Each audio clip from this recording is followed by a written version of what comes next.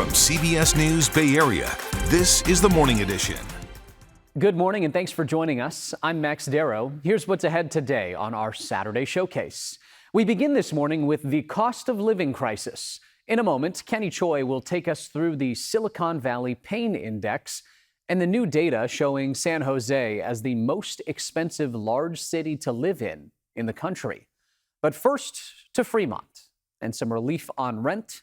Here's John Ramos on the transformation of a motel into affordable housing.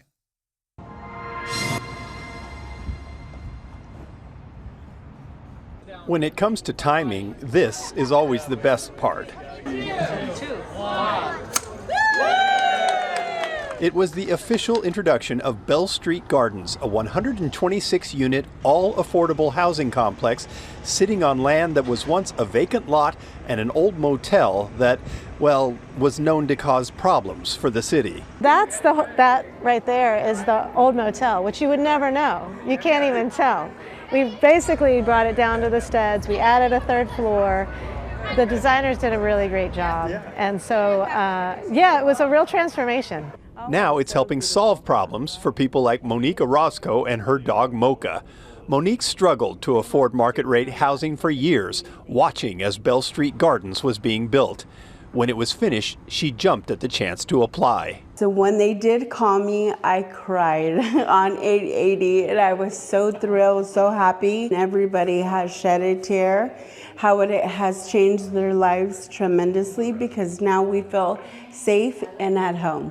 We combined multiple rooms in the motel to make up each apartment.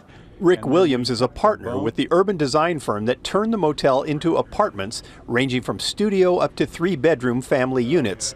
Many rooms look out onto outdoor terraces, and the complex features a community room, laundry room, even a room for bicycles. The project was conceived clear back in 2016 when it was harder to get projects approved, but interest rates and construction costs were more affordable. Today, in today's world, it's easier to get a project entitled, but it's more challenging to get it funded. It's a $60 million project in construction only, and it's now would be considered a deal because construction costs have gone higher. In other words, it's always something. But one thing that hasn't been a problem is Fremont. The city invested $13 million from its housing fund to get the project started and now ranks third in the Bay Area for building affordable units. The city is really the first one in. So basically they saw the potential of this project. They got behind it. They voted to support it financially, and they've been a really great city in terms of getting more affordable housing built and being a leader in that space. All this from a city that was being ridiculed for having such tough homeless laws. The mayor says it's about striking a balance. And as of now, we have not enforced anything. We have not been strict at all. We've been less strict in San Francisco, less strict in Oakland, other cities. So we got the notoriety, but we did our part. We're still doing our part. We're not running away. For the record, the city has rescinded that ban on helping the homeless. Instead, they're doing what a lot of communities aren't, putting their money where their mouth is and actually building places where people can afford to live. Now to the South Bay and new numbers on an untenable housing situation in San Jose. Here's Kenny Choi.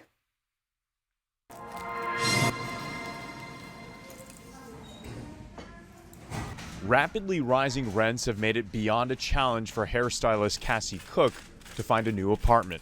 100% it's getting harder and harder. She works full-time at Cassie Cook Hair Designs in West San Jose, where she works and rents a 1-bedroom for herself and 2 children.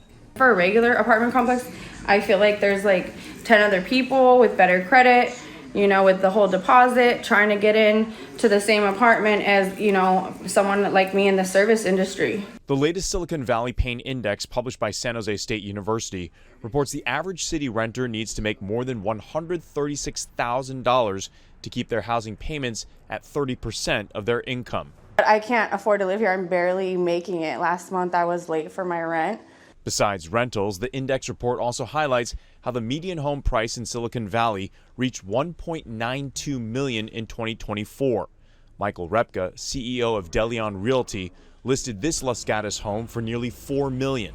We're seeing strong demand both in terms of home sales, but also for rentals. Some people are finding it's expensive or it's cost prohibitive to buy homes because the interest rates are so high. The house just sold this week for more than $5 million, more than $1 million over asking price with multiple bidders. San Jose City Council member Pamela Campos has been pushing for more affordable housing to prevent family homelessness. The situation is dire. Particularly for working families in San Jose who are under tremendous pressure because of these skyrocketing housing costs. We're seeing that many families cannot afford to stay. Campos herself lives with her parents. As rental costs continue to rise, it's a struggle for Cook. The difficult part is like everybody's trying to save money with prices becoming so expensive everywhere. But she says there's no giving up, no matter how unaffordable the housing situation appears. Let's bring in First Alert meteorologist Zoe Mintz now on this Saturday morning. And Zoe, we've got a lot to talk about in the Bay Area. The San Francisco Marathon happening this weekend. What should people expect? More clouds? Yeah, clouds to start off the day. Sunshine by the afternoon hour is what we expect this time of year. Seasonable conditions, although slightly warmer tomorrow than today. Okay, so good sign. It kind of depends on what you like. Inland areas, if you like the comfortable heat that we've been seeing all week long, enjoy today while you can, because it is going to be warming up just a bit. However, if you kind of pull up the big picture pattern, we are going to be seeing, this is our 6 to 10 day temperature outlook. And look at California, we still have that bullseye in blue. So basically what this means is we likely, based on our long range models, are going to continue to see below average conditions through the rest of the month of July and to kick off the month of August. Keep that in mind. We're not looking at any huge temperature changes on the way, but there is going to be changes. There is going to be a bit of a warm up that's going to arrive into tomorrow. It's going to bring back slightly more seasonable conditions. So all of the cooler air that we're feeling today with those high temperatures this afternoon inland only sitting in the mid to upper 70s. That's about 10 to 15 degrees below average for this time of year, getting back into the 80s by tomorrow. Those temperatures sitting in the upper 60s to low 70s by the Bay. We'll see a lot more widespread mid 70s. Coastal communities, you're not going to be changing all too much over the next several days. You're going to be seeing a lot of fog that's going to stick around like you're used to this time of year, but I will let you know when there is the better potential of more sunshine coming up in just a bit. Back to you. Thank you for that, Zoe. Coming up after the break, don't call it a photo finish. We're back in San Jose to visit the city's last store still developing film. Stay with us. We turn now to a love of film. In just a moment, we'll head down to the South Bay, where Len Ramirez enters the dark room for a tour of the city's last store still developing film. But first, to the pool. In a summer movie series at an iconic shooting location in San Francisco. Here's Lorene Ayub. A summer splash without the sun? At Hotel Nico in San Francisco, the indoor pool, paired with a new summer movie nights program, is bringing families together regardless of the weather outside. General Manager Casey Newberger says that's the experience he and his team hope to provide for both locals and visitors. As we're in the summer travel months, I wanted to really explore with my team ways that we could have guests come down and experience a relaxing time watching a movie and enjoying their family and friends in the pool area after touring around the city of San Francisco. The series, entitled Dive In Movies, features family-friendly flicks throughout the summer. With both a pool and a jacuzzi, the atrium is nestled in the center of downtown. We are able to create that lively, sunny atmosphere within our atrium pool, which is one of the largest here in the city. So it stays this nice warm temperature both in the water and when individuals get out of the pool, and then curl up with our cozy towels onto our chaise lounges to watch the movie. And the cozy towels are just the beginning. Guests can enjoy complimentary movie night treats, from popcorn to beverages. You don't have to be a hotel guest to join the fun. Day passes are also available for purchase. San Francisco local Jay LaViolette picks some up for his family. It's great to just be able to enjoy a movie and swim and have a little physical activity and have some time together, enjoy a nice meal. all in one place. It's great. Guests can order dishes from the hotel's sushi restaurant or enjoy the free snacks curated by Casey and his team. The ultimate goal is to bring the 15-meter indoor pool to life this summer, sunny or not. Kids that are running around and jumping in the pool, it really feels like summer, and that's one of my favorite parts. And bringing joy to individuals that come to San Francisco and this hotel from across the globe. Because no matter the weather, summer will be splashing at the Hotel Nico. That is a cool spot there in San Francisco. Well, if you have an old film you thought was lost forever to the digital age, there's one store in San Jose that may be able to help you out. Here's Len Ramirez.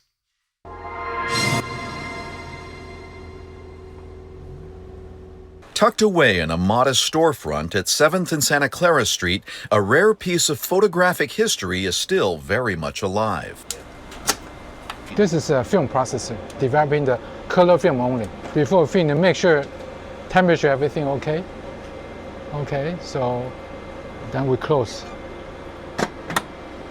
Henry Chang owns Photo Express, the last film developing lab in San Jose. To 18 minutes it come to dry to dry, yeah. So we just load the film to the film processor. For nearly 40 years, he's watched the industry transform from the heyday of film to the digital revolution that put most labs out of business. I think this is a better exposure, better negative.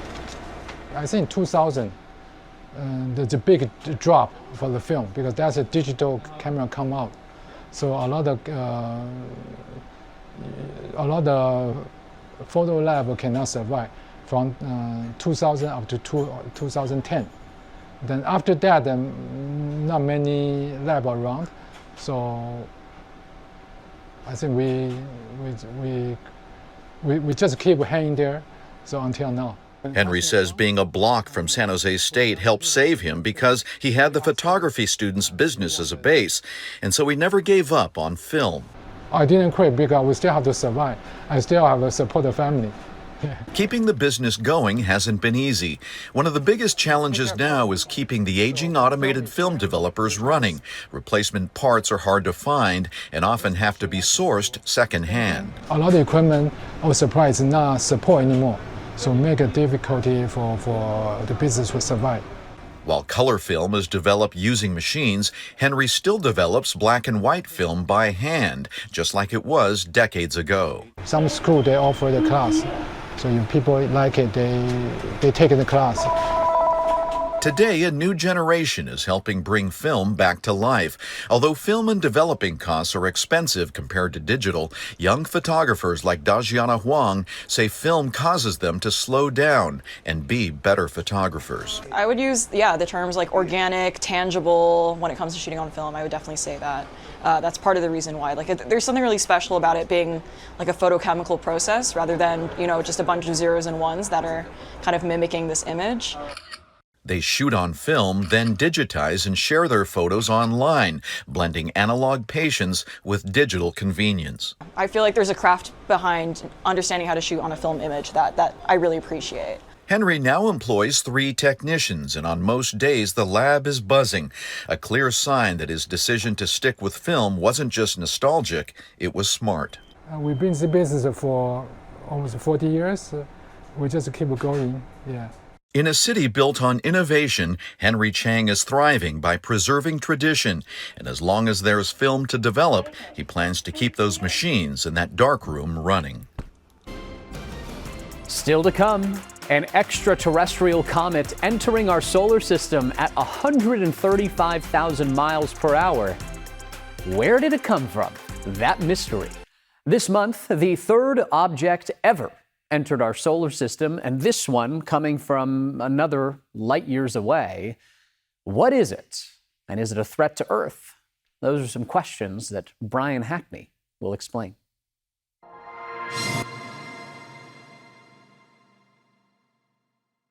This is Chabot Space and Science Center, and this is space expert Gerald McKeegan. I got interested in astronomy when I was a kid.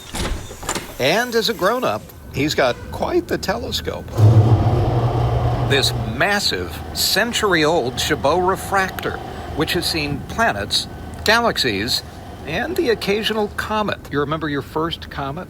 Oh gosh, in the 1990s we had Hale-Bopp and Hyakutake, but for us astronomers, there are a lot more comets out there that we can't see with our naked eye, but we can see with our telescopes. Just 2 weeks ago, one of those telescopes in Rio Hurtado, Chile, spotted one of the most extraordinary comets ever seen. Designated 3I Atlas, it's this tiny moving smudge against a forest of stars. And it came into the solar system at amazingly high speed of 135,000 miles per hour. Davide Farnokia is with the Jet Propulsion Lab in Pasadena. This is really exceptional. You have to be an interstellar object to be going that fast at that distance from the sun.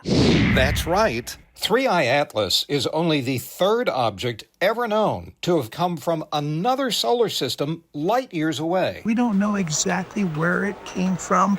The direction that it's approaching our solar system is from the constellation Sagittarius, which is in the direction of the center of our galaxy.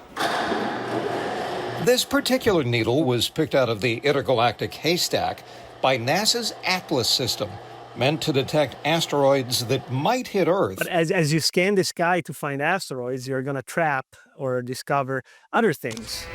At the moment, the comet is inside the orbit of Jupiter, headed for a close approach of the sun in October. So, 2 questions. This is no threat to Earth. No, absolutely not. It doesn't come anywhere close to Earth. And as for seeing the ultra-rare comet, You won't be able to see it with the naked eye, but it's actually pretty easy with a moderate-sized telescope. in the meantime, scientists have just a few months to answer some big questions. Where did it come from? What does it look like? And especially, what is its composition? So it's a rare opportunity, and as a scientific community, we want to collect as many data as possible to characterize this object and learn as much as we can. You may have heard me just say the word rain.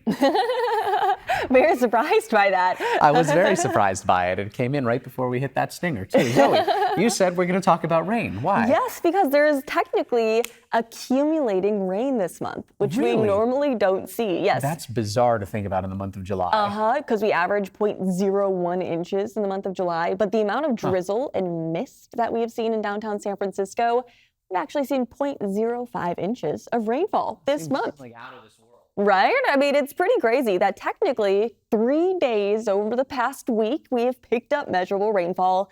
And this morning is one of them as well. We'll be adding 0.01 to that 0.05, making it 0.06, 6 times what we normally see in the month of July. So yes, it's foggier, drizzlier, wetter than normal, I should say.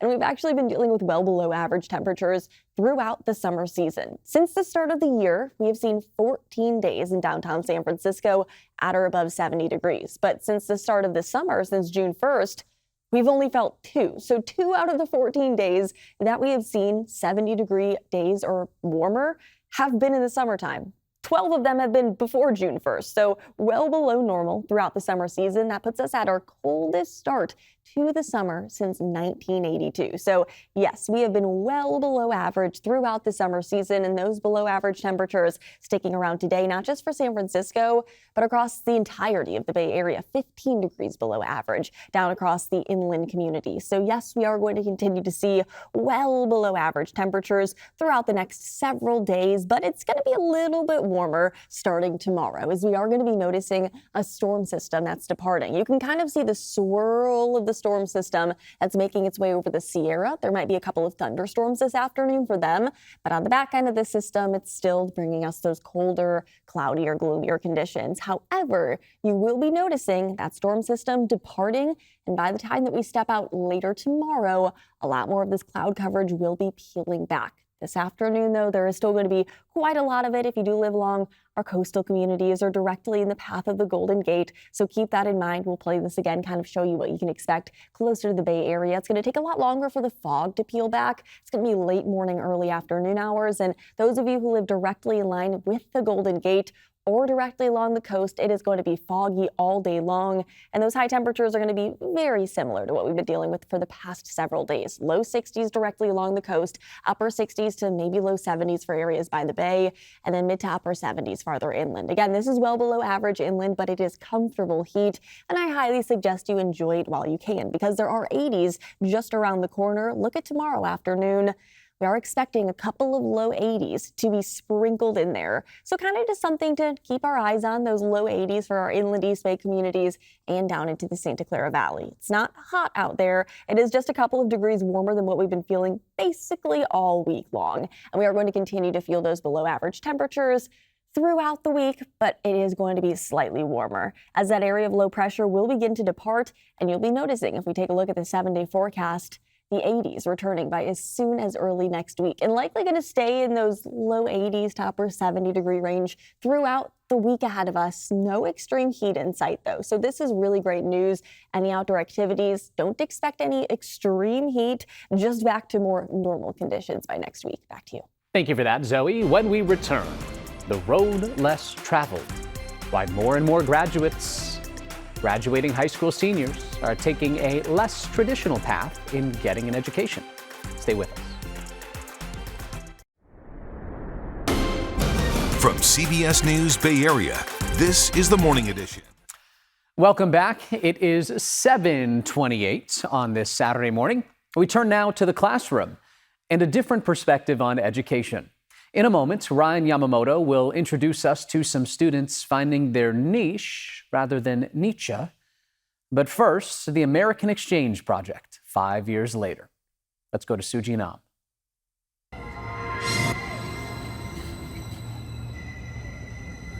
We are getting on this train. Samariana Thurman is getting a glimpse of what it's like to commute from the South Bay to San Francisco. It's her first time on an electric train. I ain't never been on a train going somewhere other than inside the airport. Thurman is from Jackson, Georgia, a town of about 6,000 people. It's very different. I'm loving it, loving the weather. As a part of the American Exchange Project, she, along with about 30 other students, most from Middle America, are touring the wonders of the Bay Area for a week. The goal of this program is to really help bring our country back together. We are so divided right now in so many ways, not just politically, but really culturally. Caitlin Drews is a history teacher at Palo Alto High School. As the program's exchange manager, she not only helps host students, but also sends her own recently graduated seniors to towns that are a bit more rural. I'm going to Dodge City, Kansas. Clara Fesselmeyer just graduated from Palo Alto High School and is excited for her trip to the Midwest. We were learning about sociology and putting ourselves in different environments and learning about them, and I think it's a really cool opportunity, so I wanted to try it out. Fesselmeyer is one of several Bay Area students welcoming those like Thurman to California. The first stop in the city, a quick Muni ride to iconic Union Square. I feel like I'm in heaven right now. I like to shop, so everything I like is out here. And it's a short walk over to the historic gateway to Chinatown. She is intrigued by a defining characteristic of San Francisco. My calves are tight. I'm not used to walking up hills. Thurman is excited to share this new experience with her friends from other parts of the country. And you can't forget the food. I love the noodles, any type of noodles. Thurman is amazed by the countless Chinese dishes on the menu. Some she has heard of, and some she was excited to try for the first time. It's just like a donut. Yeah. It's experiences like these that make up the vision of the American Exchange Project. The nonprofit has connected nearly 1,000 students, swapping hometowns between larger metropolitan areas and rural towns. Right here? By staying with host families, these students get a glimpse of the world outside their hometowns. I'm glad I got to go on this trip, meet new people, and I feel like in the long run, we'll be having an AEP reunion when everybody come back together. Thurman makes unforgettable memories and now lifelong friends along the way. New perspectives one day at a time. Let's head to the Muni bus yard now and an alternative path for some high school seniors. Here's Ryan Yamamoto on the renaissance of trade schools. My name's Thomas. I am an upcoming senior at Balboa High School, and I am 16 years old. For Thomas Navarro, summer school takes place not in a classroom, but inside the SFMTA Muni Bus Yard, where he and his fellow students from the San Francisco Unified School District have grinded out the past few weeks. Yeah, it is a skill, but it's a skill you can learn throughout time. Taking the time to learn essential trade skills from mechanics to repairs. Make sure not to look directly into it. Even learning how to properly weld. For Thomas, it was like a light went off about his potential future. So Thomas, why do you like working with your hands? I really like working with my hands because I feel like I get in a better mindset, and I feel like I work better because I understand it better. Let's see, what else you guys touch? Malay Maloa has run the student program since 2020. Some more airbags, so we got airbags all over the place. And he says it's about exposing kids to more than just textbooks. This is real world experience. Some of this stuff is actually a lost art. We give them their first exposure to our trade, automotive mechanics, our automotive machinists, and our machining and manufacturing. There is a huge need of it. There's a lot of our trades that have been dying, and they haven't had a lot of intake at the lower levels. And for Thomas, while he says he does well in the classroom, he now feels he has more options beyond the traditional route. I feel like there is a lot of pressure for people thinking they want to go to college, but I feel like do what your heart tells you to, because it's like at the end of the day, you're paving your own road. Students taking the opportunity to cut their own path in life. It's amazing when students get exposed to a possible new path in life, the possibilities that can arise from that. I know for the both of us, we wanted to go into something that we've ended up doing, but only got there because of probably exposure. Exactly. It was somebody that inspired me to say, hey, I could do that. Yeah. And now here we are. We're doing that. It's an amazing thing, isn't it? I'm so grateful to be here. And I'm so grateful that we have some really nice weather this weekend for any outdoor plans. You are looking at some fog to kick off the day, but it's what we expect this time of year. It is nothing out of the ordinary. And I want to show you the beautiful sunrise above the clouds because most of us are not looking at this beautiful view. So let's just take a second and enjoy the sunshine in the early morning hours while we can. That fog continuing to bubble up. It kind of moves like a wave, moves like the ocean, and it's going to continue to spill out, to fill back and filter out over the next couple of hours. Those temperatures sitting in the upper 50s to low 60s all across the Bay Area, and we are going to continue to see quite a lot of that fog sticking around into the early afternoon hours.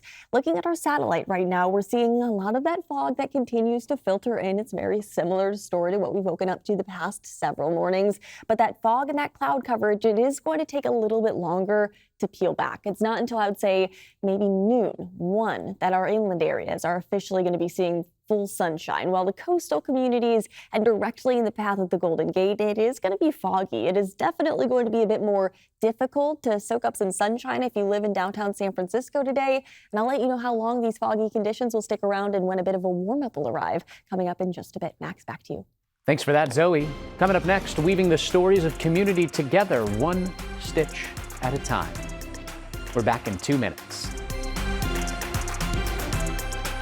Welcome back. 35 years ago, the Americans with Disabilities Act was passed, a civil rights law protecting the rights of people living with disabilities. In just a moment, an artist and a quilt making their message heard around the country. But first, baking through barriers. Here's Suji Nam.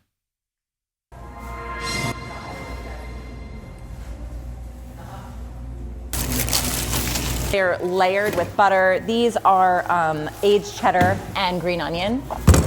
Simple ingredients. They're very unique. They're very time consuming. That Rory Kandel has perfected. Lots of buttermilk.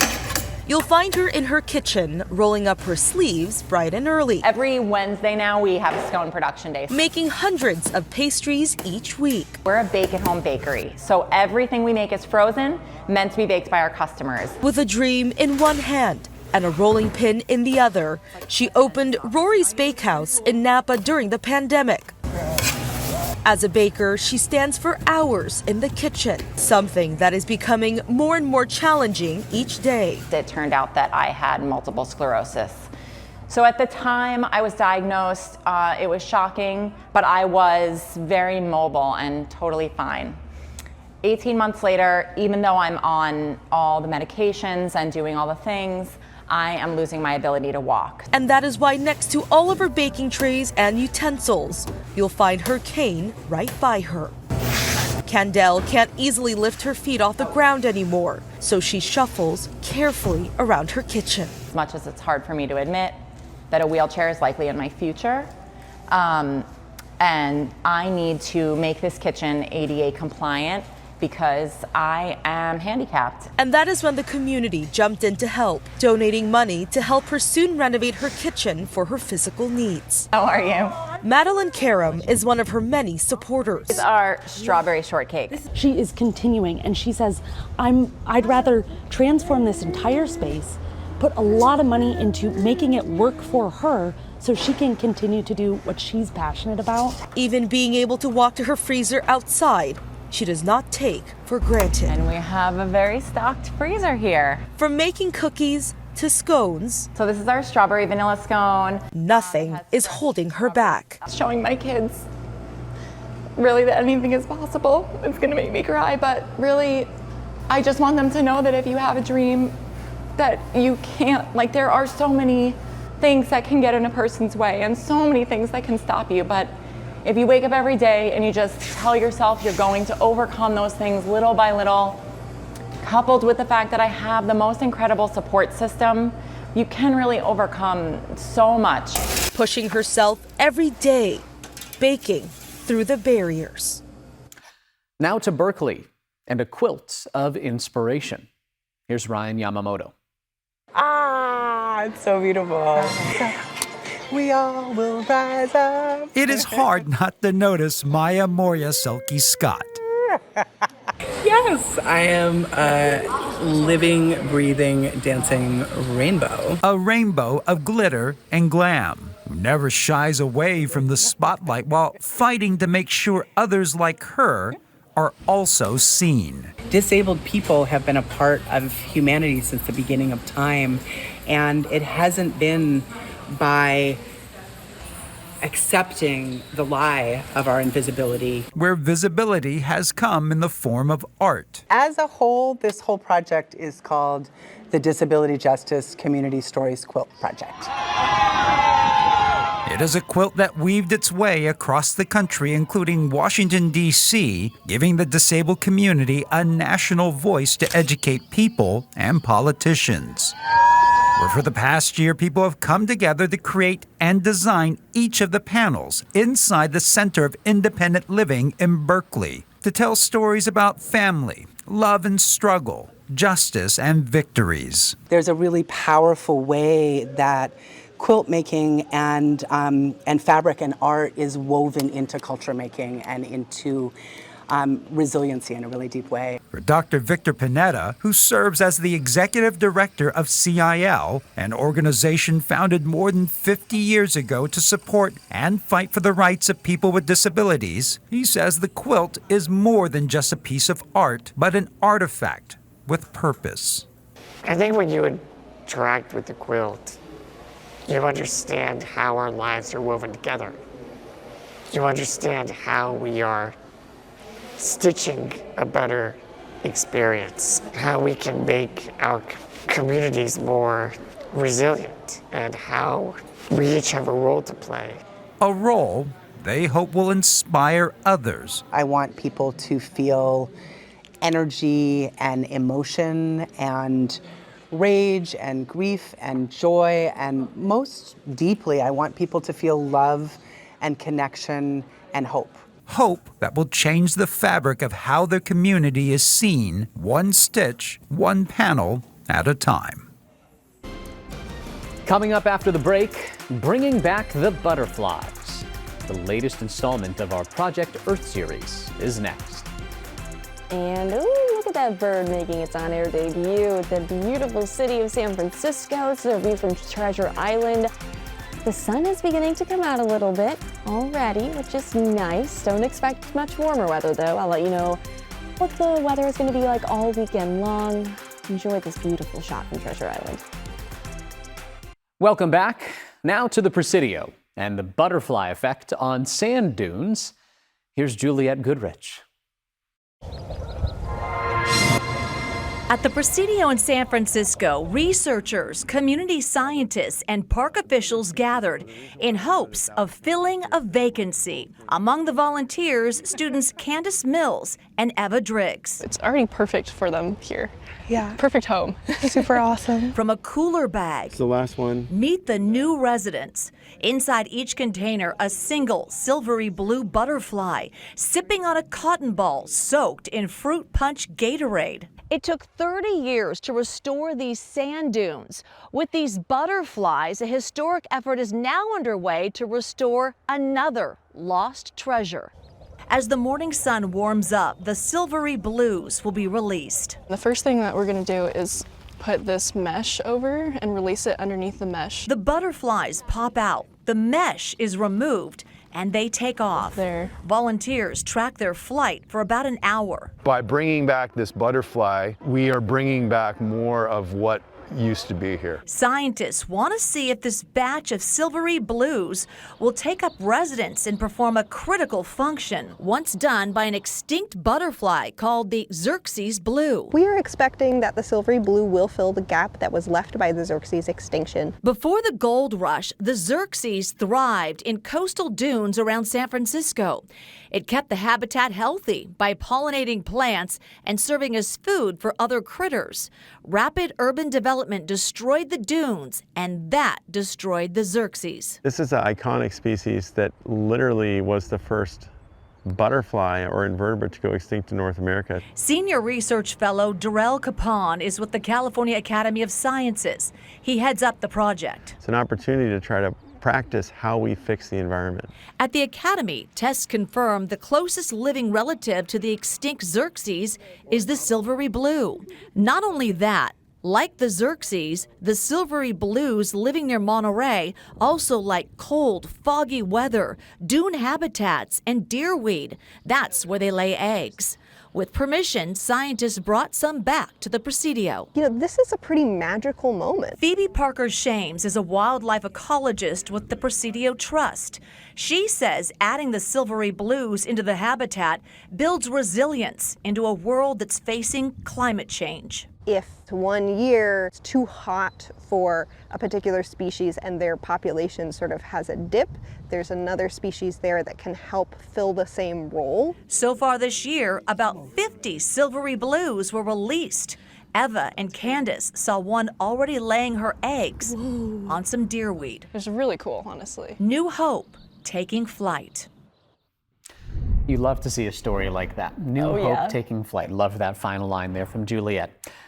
Putting in the final line here on some cold weather for the month of July, basically. Yeah, it's going to stick around through the rest of the month and into early August. Okay, I guess I was wrong. So not the final line. I mean, it's not. No, I guess it's not the final line. No. It's going to continue for at least the next 6 to 10 days, if not up to 14 days.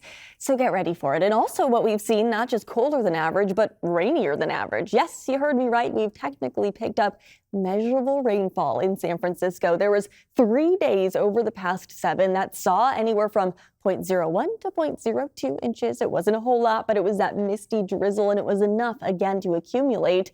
And early this morning, we also have picked up 0.01 inches. So we'll be adding on to that total, making it about 5 to 6 times what we normally see in the month of July. You can see a little bit of that rain that is still on our camera lens and the top of the Mark Hopkins, but what you also notice is that the fog has definitely lifted substantially compared to what it was earlier. What you also probably have noticed this month is just not the fact that it's been colder, but it's also been windier. We're actually at our 6th windiest first half of summer on record, not just for San Francisco, but also for San Jose and a lot of our North Bay communities as well, within their top 10 windiest summers on record. So it hasn't just been colder, it's also been windier. And I'm sure a lot of you have noticed that as we've stepped out over the past several months and likely going to continue over the next several days. Those gusts anywhere from 25 to 35 miles an hour across the bay. We're going to continue to see the cloud coverage throughout the morning hours peeling back and likely going to stay pretty tight along our coastal communities. Continuing to see that finger of fog making its way through the Golden Gate, funneling through. And again, that's where the windier conditions and the gloomier and mistier weather will be lying. We will continue to see those temperatures, though, along the coast very similar to what we've been seeing the past several days. Low 60s. We'll be in the upper 60s to low 70s for areas by the bay and across our North Bay communities. Mid to upper 70s across our inland East Bay and down into the Santa Clara Valley, but that's still about 5 to 10 degrees, if not 15 degrees below average for this time of year. Look at tomorrow, though. You'll notice those darker reds beginning to build in, especially across our North Bay and inland East Bay communities, and you might see a few more 80s sprinkled in there across the inland East Bay. So, hey, 80s, what we normally see this time of year, are going to be returning, while areas by the bay still going to be in the upper 60s to low 70s. Coastal communities still going to be in the low 60s. So the closer to the coast you get, the less of the warm-up you're going to be feeling. But either way, our inland communities, you're going to get back to that more seasonable heat as we step out into the early parts of this upcoming week, as an area of low pressure that's been bringing us the well below average temperatures for the past several days will begin to depart. This afternoon, though, just keep in mind if you're planning on heading up to the Sierra, there is the potential for a few isolated thunderstorms. Also the potential for dry lightning, which might produce erratic wind gusts, and the potential for an isolated wildfire threat. Something to keep our eyes on farther inland, but closer to the coast, there is going to be a lot of moisture, a lot of fog that decreases our wildfire threat. By the time that we step out tomorrow, the winds will begin to shift to a more southerly direction, and southerly winds usher in slightly warmer weather. And that's the reason that our temperatures will begin to warm up into next week, back to slightly more seasonable. It's not going to be warm by any means. We are expecting, like we were talking about, those below average temperatures to stick around through the end of the month and beginning of next month. But at least we'll see some 80s. At least we'll be back to more typical conditions, no 90s or triple digits anywhere in the future, which is honestly really good news for this time of year. We can enjoy the comfortable heat for quite a while, likely going to continue to see those upper 60s to low 70s along our coast, low 60s each and every day closer to the coast, but you're going to be seeing more sunshine as we step out tomorrow and into the early parts of the upcoming week. Back to you. Thank you for that, Zoe. Coming up after the break, a father and son row from Sausalito all the way to Hawaii. Their story after the break.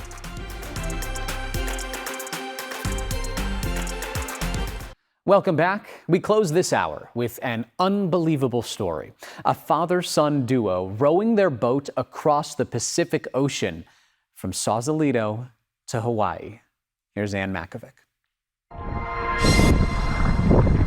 This father and son launched their rowboat from Sausalito on June 3rd as 18-year-old Harrison rowed under the Golden Gate for his first open ocean journey. But the optimism didn't last. Yeah, did you ever think, Harrison, I made a mistake here? Yes, day two, instantly. While it was his first trip like this, his dad's been on several, even crossing the Atlantic. And they had set off on their 24-foot boat with a certain notion. We knew it was going to be overcast and rainy and rough seas in the first part, but then it would be just great, and we'd essentially just surf on into Hawaii. Yeah, we never got any of that. Still grey and overcast. So this constant, oh, tomorrow will be better. And then it never really was. They marked their route as they traveled through storms, got awfully close to some huge container ships, and dealt with several technical difficulties. All of a sudden, it lost its course, went crazy, and then by the time I got into the cabin, there was the smell of smoke. That's a device that helps make sure the boat keeps going west, and while they had a spare, it was clear this wasn't going to be smooth sailing.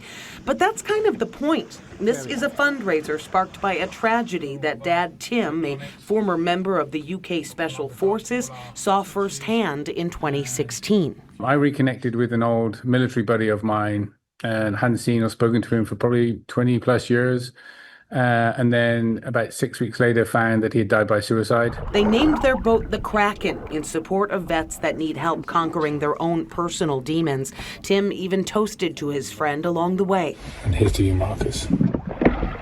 They rowed the boat around the clock for 7 weeks in 2-hour shifts for more than 2,400 nautical miles, eating freeze-dried food and desalinating water as they go. How did the bathroom thing work?